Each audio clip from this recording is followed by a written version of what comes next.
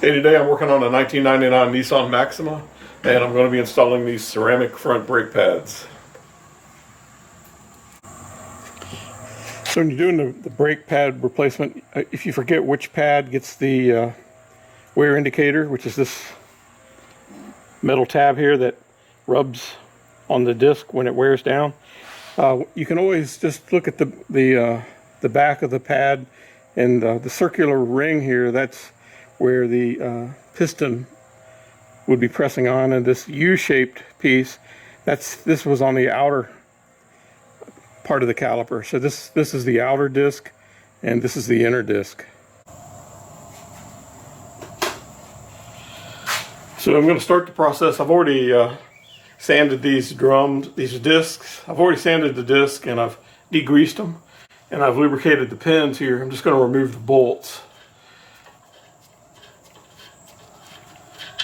and set them aside for now.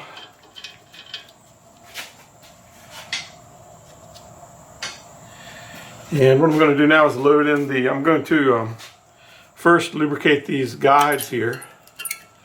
I've already cleaned the guides, but I'm going to put a little high temperature grease inside here.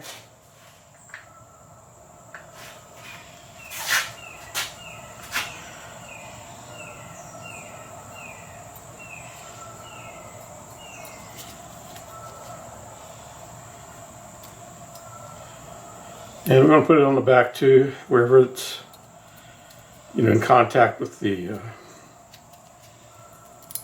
bracket. This is what I'm using here. It's the Sil Glide high temperature brake lube.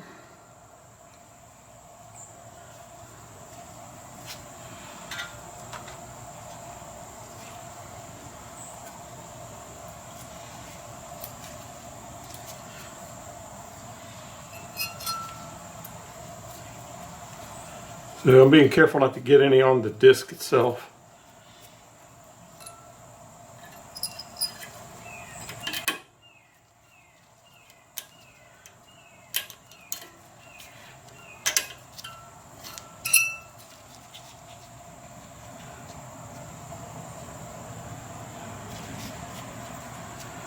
So in this spot here, that's where the brake pads will ride on these tabs down in these slots. And on the back, they'll be in contact with the bracket, and that gets kind of rusty. These are made out of stainless steel, but the piece they touch is not.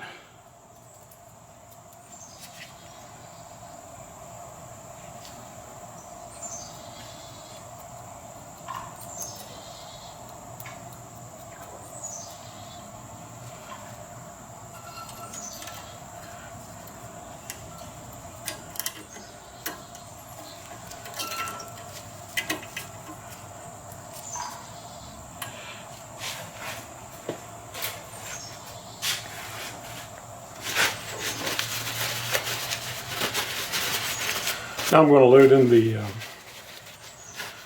pads.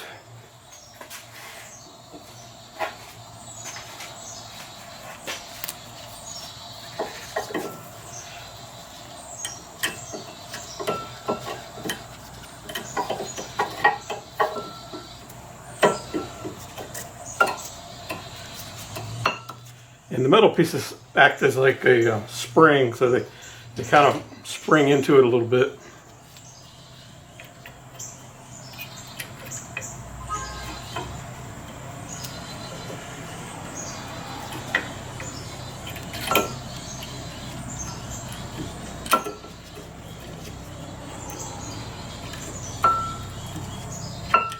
And this one with the wear bar is a little bit longer. It's a little more of a challenge to get it in there.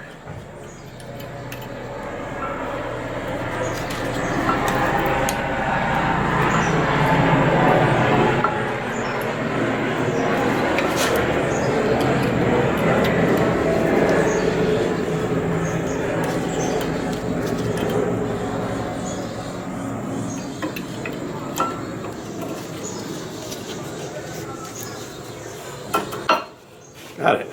All right.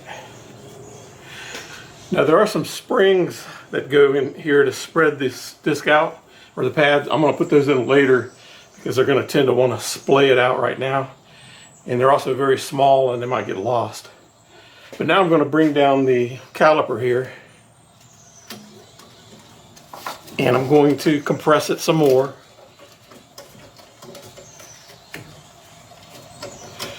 And also open the bleeder because when I compress it, I want it to let the old fluid escape.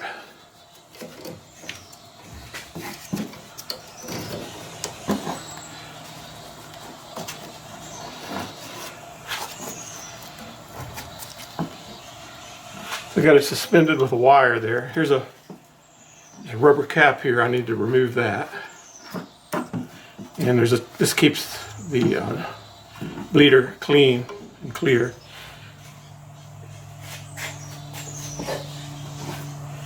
So what I'm going to do now is put this old brake pad in there with this clamp, and I'm just going to get it started. And as soon as it's able to just stay on its own, I'm going to crack the bleeder and then force that piston back in.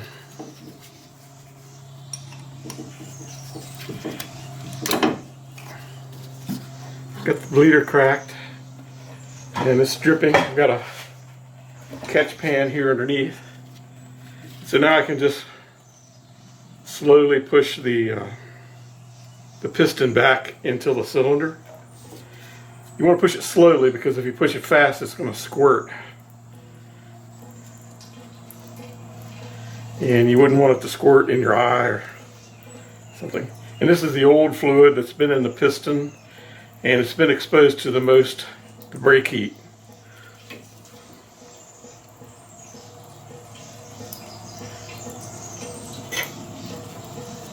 And once it bottoms out,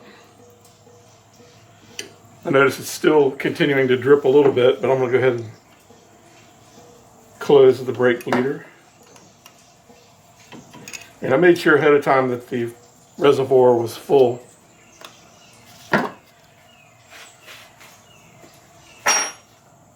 And I'm going to put the rubber cap back in place and remove my clamp.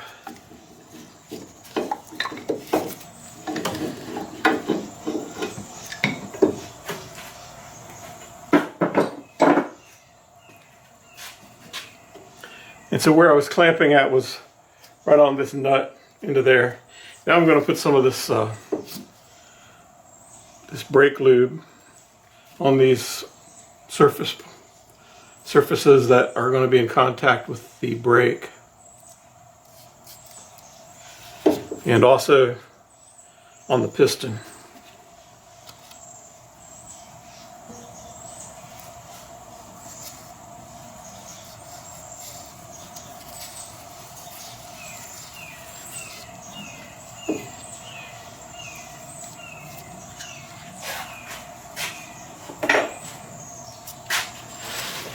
And so the next step is to put the springs in just before you slide the caliper on.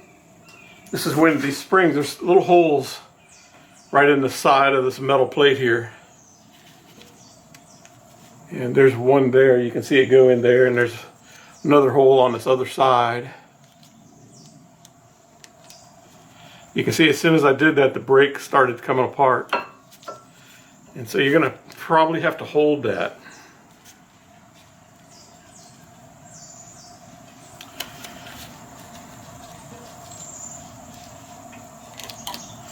Okay, I'm holding this the brakes together. If I release it, they will see how they'll spread out.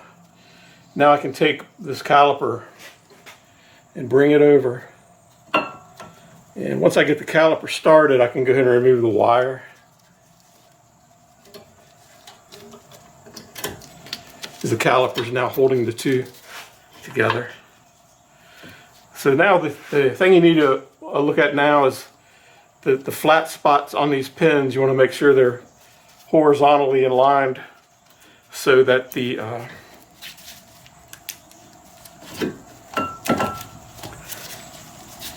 caliper can go fully on like that.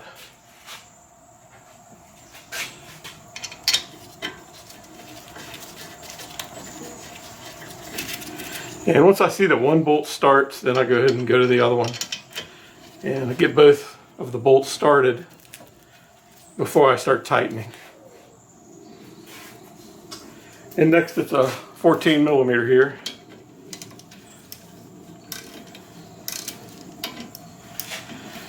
And of course these are right hand threads, so it's clockwise looking at the bolt from the back is tightening.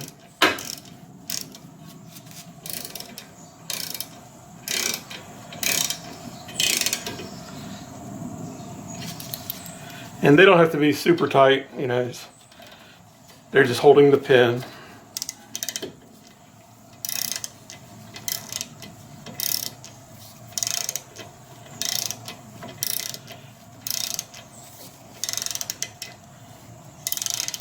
And so after you do the brake job, you're not going to really have good brakes at first because there's such a gap between the pads and the disc.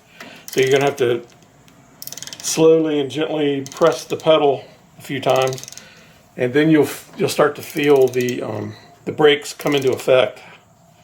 But the first couple of pushes are really just going to be pushing towards the disc, but they're probably not going to be touching it with much effect. Now the last thing I want to do here is remove my wire. This is it's soft iron wire. I use it all the time for hanging brakes or holding something temporarily. You can get a whole roll of it. It's very inexpensive and it comes in very handy.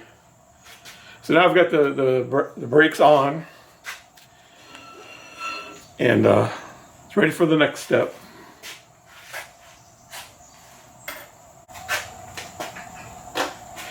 So the next step, I'm going to remove these lug nuts here and put on the wheel. And it's a 21 millimeter.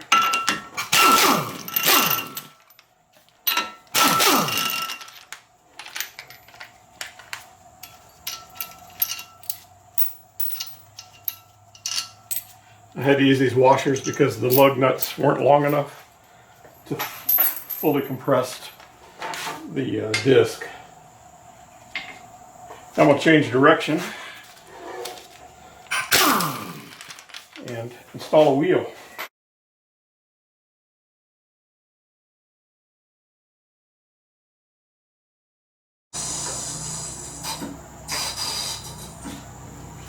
So I've got the wheels touching down on the ground, and going to check the torque. I've got my torque meter set up for 85 foot-pounds. I think the spec on the Nissan is 78 to 87. I'm going to go with 85.